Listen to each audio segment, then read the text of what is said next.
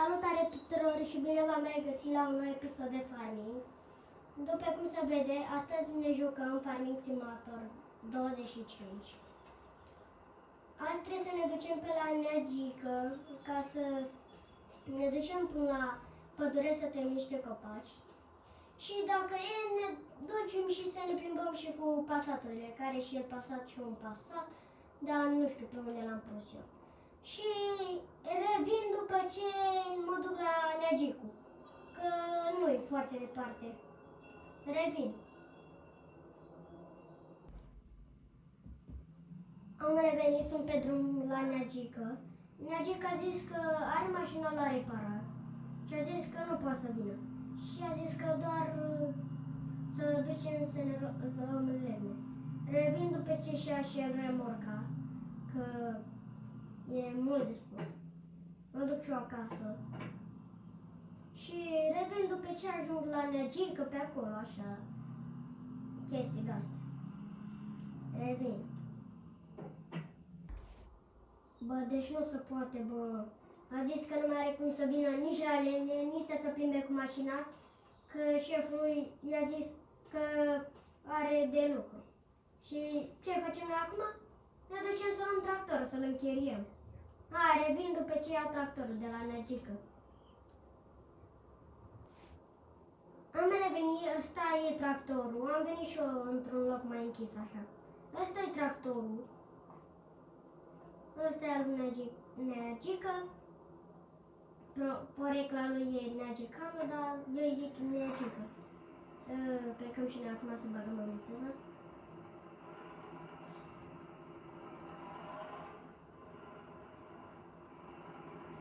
Așa, hai să plecăm frumos. Trebuie să mai luăm o remorcă și atâta. Că ne ducem tată la pădure noi. Revin după ce cumpăr și remorcă. Am revenit, am luat remorcuța. Uitați-o aici. Să ne ducem și noi frumos. Așa.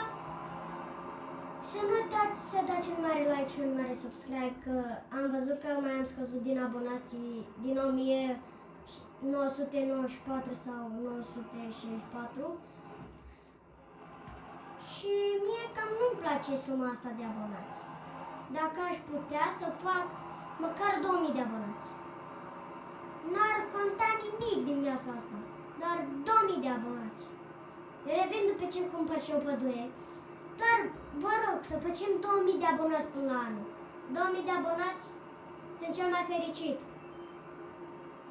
Revenim după ce cumpărăm pădure. Vă pup dacă, cum să zicem, mă ajutați și pe mine măcar cu 2000 de abonați. Sunt cel mai fericit din lume. Mă abonez la toți, le dau inimi la toți. Toți care dau comentarii mă abonez.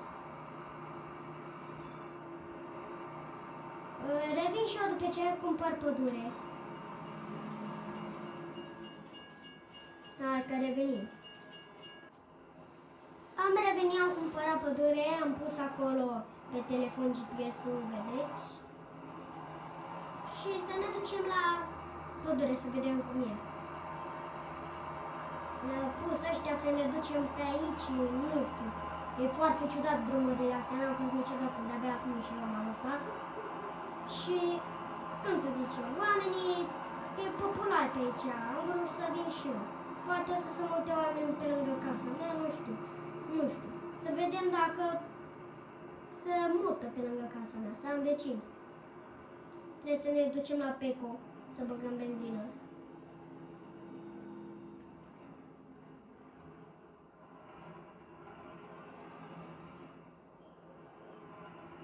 Le băgăm aici. Așa. Unde e rezervorul? Dați bă că nu știu unde e rezervorul, mă. Oare unde e? Uite mă, ăsta e. Dați. Să iau ăsta. Așa. Stați că am făcut eu din gură, din greșeală. Am răgăit. Să se umple. Aoleu, cât să umplă, băi. Să vedem cât are. 100... 200 de litri trebuie să-i bag la tractorul ăsta. Gata, 200. Îl pun înapoi, nu urc în tractor. Acum să plecăm.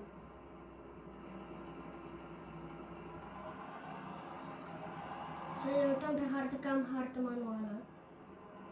Stați. Așa. Unde-i pădurea? Mai în față. Da, mai în față. După cum v-am arătat fața, știți cum mă cheamă. David și atât. David Ionuț. Și în glumă nu mă cheamă David, mă cheamă altcumva, dar nu pot zic numele meu real. Minimap. Că numele nu se spune niciodată.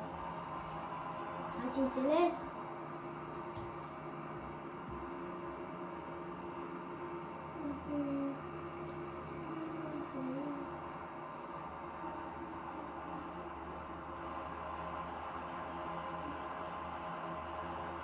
Avem și o casă aici, cum se vede.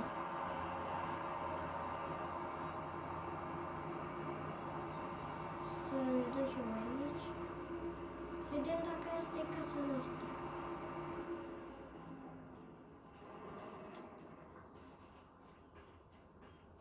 O, dar e frumoasă casa de-a mea noastră. Ia la alți oameni.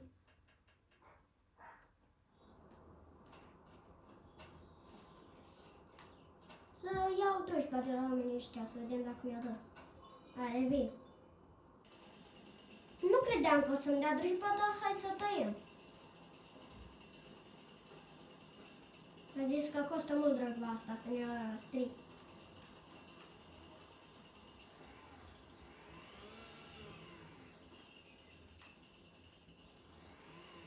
Da, hai să tăiem mai de jos.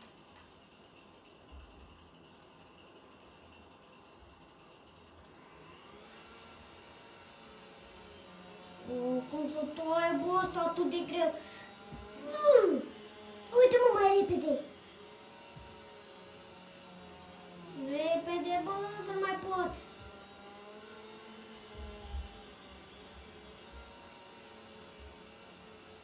Așa l-am tăiat. Mamă, 4 metri, 14 sau cât zicea care e copacul ăsta, oameni.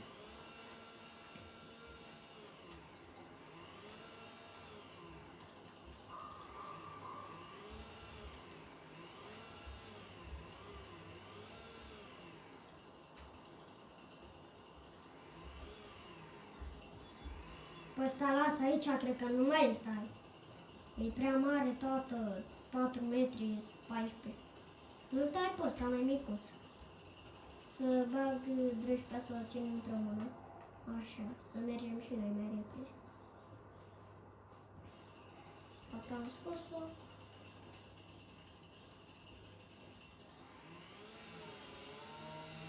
Așa. Poate mai repede că să tai și ăsta greu. Hop.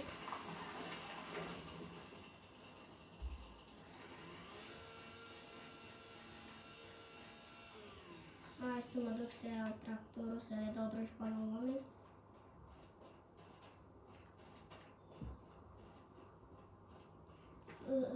Poftiți, doamnă, v-am adus drojba la ceva. Vă mulțumesc foarte mult. Și eu vă mulțumesc, doamnă. La revedere, la revedere. O, doamnă, puteți să-mi dați drojba înapoi că am nevoie.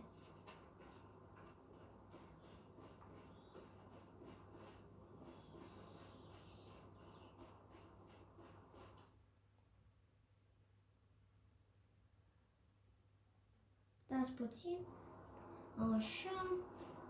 Oleu, doamna asta, trebuie să-mi pun perioada. Doamnă, puteți să-mi dați drojba înapoi? Desigur, domnule. O, vă mulțumesc, doamnă. Așa, să iau tractorul. Să plecăm cu el la cotac.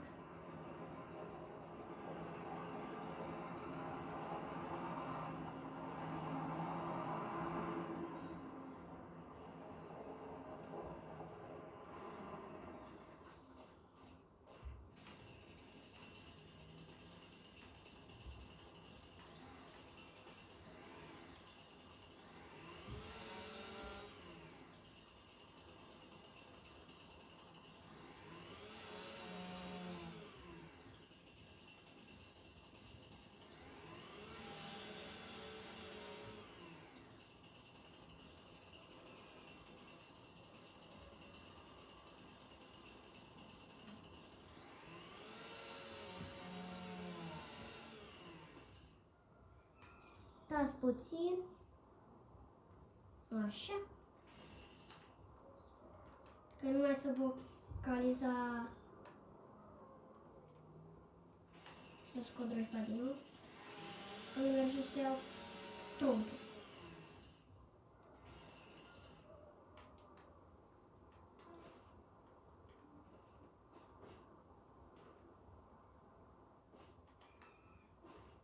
Luăm pe ăsta întâi, pe ăsta micuț, îl punem așa.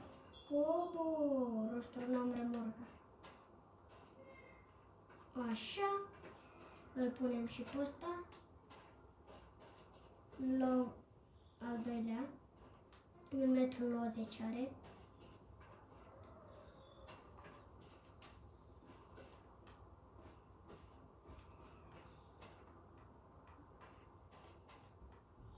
Îl punem mai încolo și luăm și pe ăsta, pe ăla nu mai luăm, că n-are rost. Îl lăsăm acolo la oameni să-și facă foc.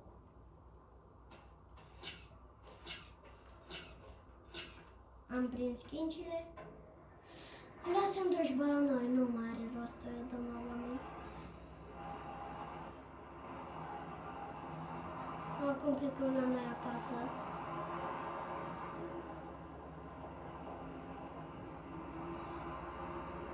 Așa. Ne ducem și noi acasă, frumușel.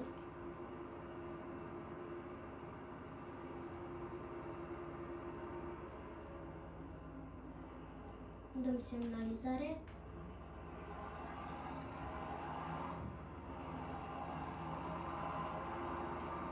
Gata. Și ne ducem acasă, dar se poate cam mult fum tractorul ăsta.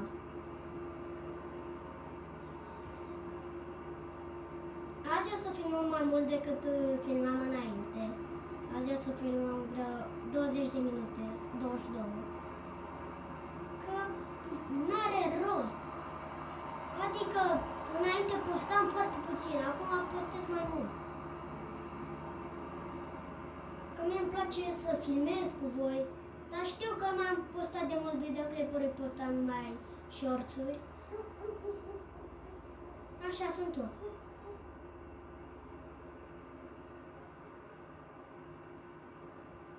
Ce vrei să facem? Omul se schimbă când crești mai mare. Acum am și eu vreo 10 ani, 11.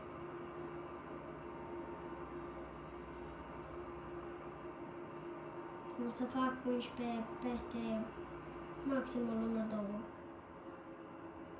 Cam 10.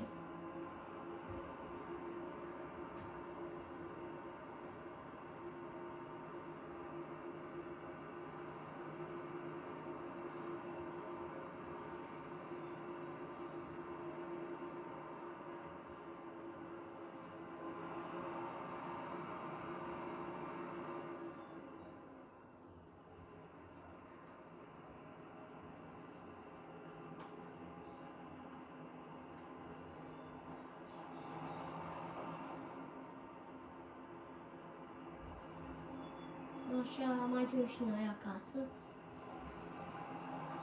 Să ne ducem, să descărcăm lemnele, să băgăm tractorul în hambar și mai vedem noi ce facem. Ne plimbăm cu mașina.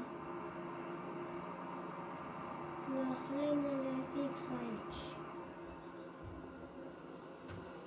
Nu dă să vede cam mult albinele astea. Să le fac chingile.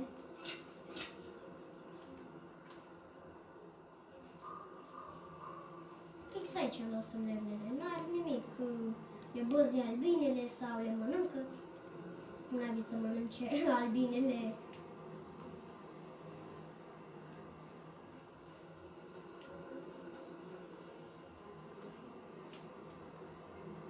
Să luăm lemne.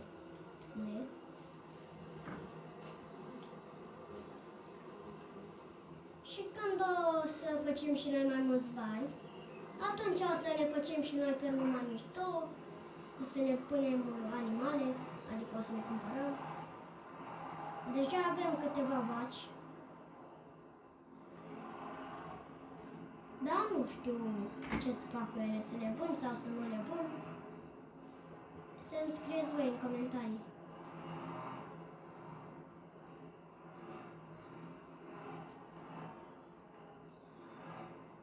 Lăsăm acolo remorca. Punem aici tractorașul și ne ducem la mașină. Să vedem dacă mai pornește, că am fost, că asta nu pornește după 2 ore. Asta se strică.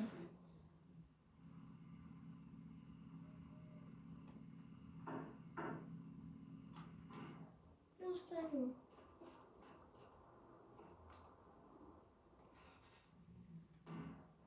Doamne, nu mergi. Să-i fac ceva aici la radiator. Acum merge? Să închidem ușa. Mamă, cum s-aude ușa. Mamă, că merge acum.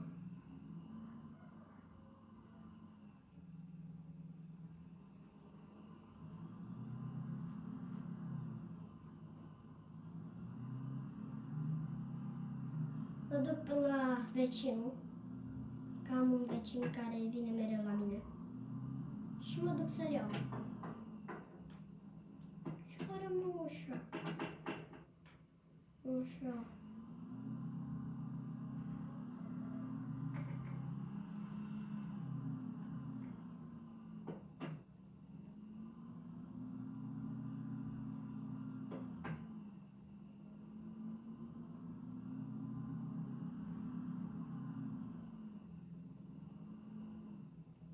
Așa, pe aici e.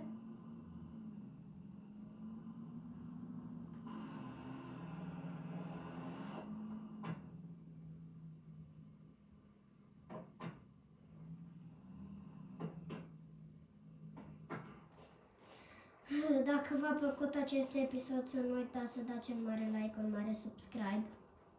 Cam atât a fost și episodul ăsta. Ne vedem data viitoare cu o fermă mai avansată. Și până atunci să nu uitați să dați like și subscribe. Asta e ultima oară care vă zic. Eu vă pup. Cam atât a fost cu episodul. Poate spun boom.